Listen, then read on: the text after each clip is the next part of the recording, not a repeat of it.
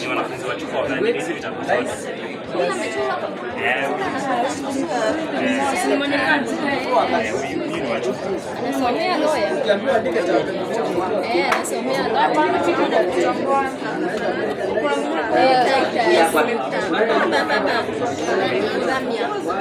Pia anatetea Boycha, anatetea fisi.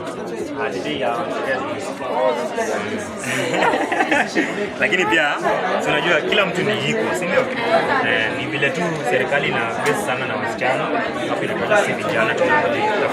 Lakini sasa yeye anaongelea sana kuhusu Boycha, si ndio? So huyu pia analipwa na university imenunua kitabu yake, so analipwa. So